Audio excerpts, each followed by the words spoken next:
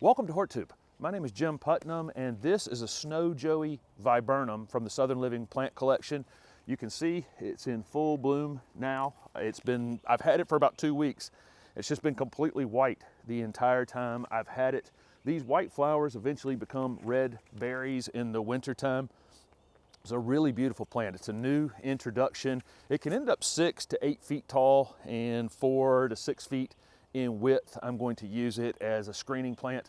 It is deciduous, but it gets beautiful red, orangey red fall color before it goes dormant. Just really, really striking fall foliage. So this is kind of an all-season plant. It has these beautiful flowers, then it has that really, really nice dark green foliage.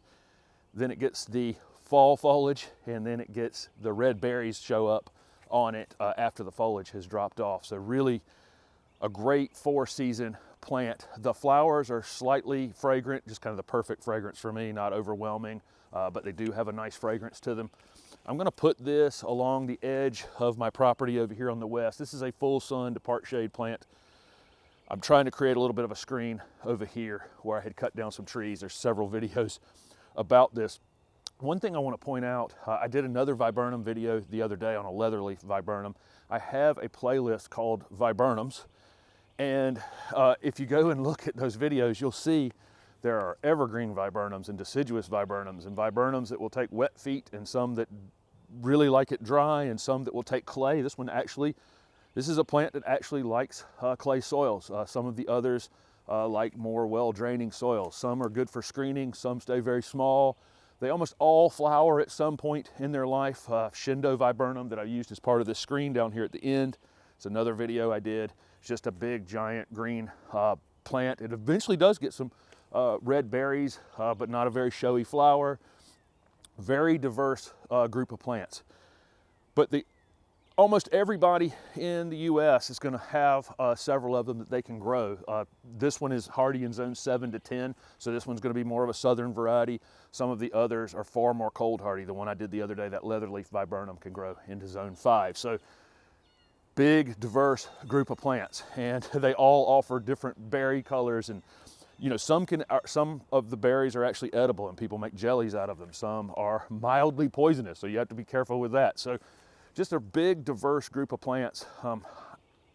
I like lots of them, and this playlist for viburnums, you'll see it grow over the course of this year as I continue to collect them. I've also got a Snowball viburnum that I had planted in my yard. That's also part of that playlist. But I'm really excited about this one because this one's a new introduction, and like I say, I've had this for about 2 weeks, and it's been in full bloom the entire time. So as flowering shrubs go, this is a very long bloom time. Frequently we get flowering shrubs that bloom, a week to 10 days, and they're kind of done. This one was in full bloom when I got it, so I don't know how long it had been blooming at that point, but 2 weeks later, there's a couple flowers fading on it, but there's other flower clusters still opening. So like I said, this is actually a variety that doesn't mind clay soils. Kind of nice for me. I still will mound it up a little bit. My soils drain so poorly, I'll mound it up when I plant it. I won't cover anything with mulch that wasn't covered when I purchased it. I have planting videos on my YouTube channel if you're interested in learning more about planting individual plants in different types of soils. If you want to take a look at that. I'm going to fertilize this when I put it in. I'm planting it in the spring. It's time to fertilize. I use an organic slow release fertilizer. You can use whatever slow release fertilizer you'd like to use. Just do it once in the spring. We don't want to push plants in midsummer because we'll end up, with some new growth on them that could be damaged. Another thing, one of the things we're looking for on this plant is fall color. And so we want that natural going to sleep thing that happens in the heat of the late summer and into fall. That's where we're going to find our best color. We can mess up plants. Burning bush is another example of this. That's a plant that can be messed up by fertilizing it in the summer. You will not get that vivid red color on it. Same thing with most all plants that we're trying to get good fall color on. If we fertilize them late, we can mess that up.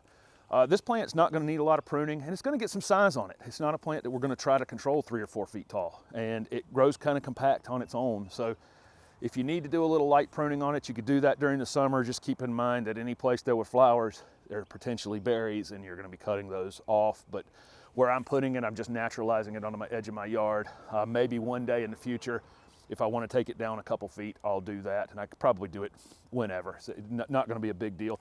These are very pest-free and also deer-resistant. Thank you very much for watching this video. I'm very confident that anybody living in zone 7 to 10 can grow the Snow Joey Viburnum. I really like this plant a lot.